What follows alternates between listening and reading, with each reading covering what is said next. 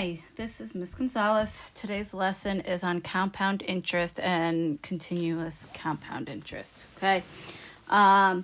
You'll see the lesson is in a new format, a new program. Pearson realized I am using that program when I find the information to be a repeat from Algebra 2.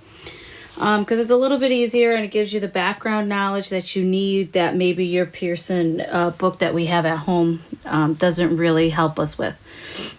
So hopefully you remember most of this from last year. This is only a quick video because the Pearson Realize does an awesome job of walking you through all of it. You will see most of the tabs. All you're doing is gonna get the notes off, take notes as you go through each slide. Some of them you just go through the slides and it gives you the points for being done. If you have any questions on the program, please don't hesitate to ask and reach out for me on any of the questions.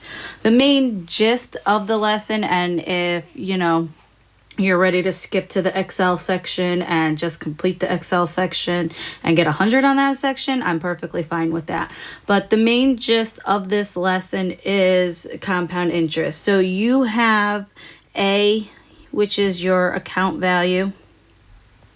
That's where it really came from, because most of this has to do with the value that you put in when you put money into an account, and the savings, it occurs interest, and that's you increase your value.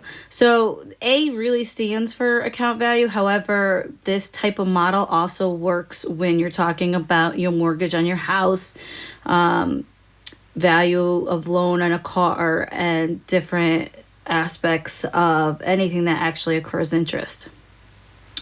P stands for your principal. This is your initial amount.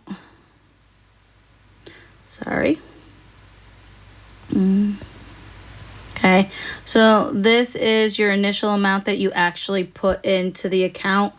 This value in here is going to be called your APR. You might see this in the next section, because really this week is broken down into two sections, all kind of dealing with the same thing. So part 1 is basically what your book expects you to have learned last year, and that's why we're using a different resource. And then part 2 has to do with your actual finding T, using your properties of logs and exponential functions to find that year. How long would it take you to actually make that much money that you want to have?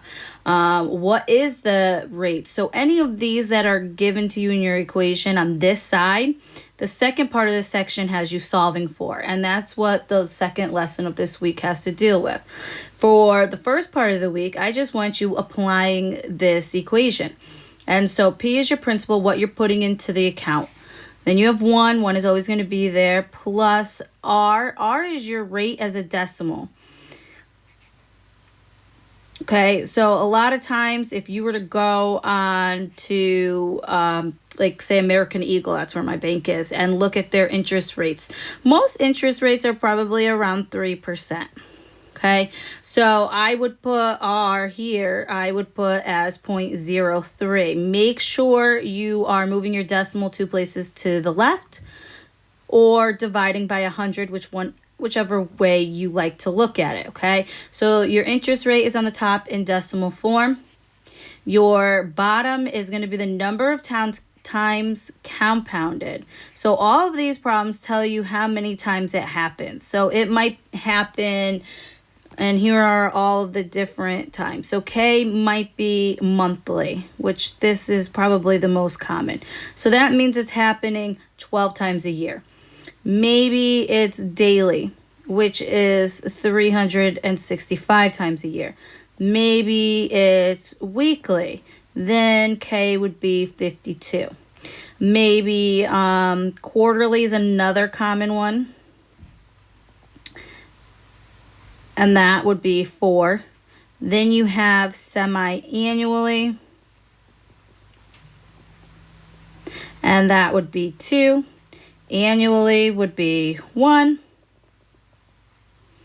Bi-weekly is 26. And I think I have included all of the possibilities that they might ask you. So this is how many times it happens. Then the same number repeats up here times t, which t is the number of years that you're asking this for. So say I put $2,000 into my account, and that compound interest, as we'll use the 3% above, 0.03, that compounds monthly. So I would put 12 monthly. If I wanted to know how long it's going to take for this to reach, or actually that's the exponential. If I want to know how much money I'm going to have, let's say in 4 years, I would put 4 in for t, and then I plug this whole thing right into my calculator. So that would be $2,000 I put into my account. It is added to 0.01 plus 0.03 divided by 12, raised to the 12 times 4. Make sure you're putting parentheses around the 12 times 4 if your exponent doesn't look small, because it won't calculate it. And that is telling me I would have $2,254.66 if I was to put $2,000 in an account and not touch it for this long. Okay, so that's only $254 over 4 years. It's actually not that much. 3% is a very small. But if you were looking at that as your car loan, and you're buying a car for, say, $2,000 at the interest rate of $3,000, you've just paid an extra $254 once this is paid off.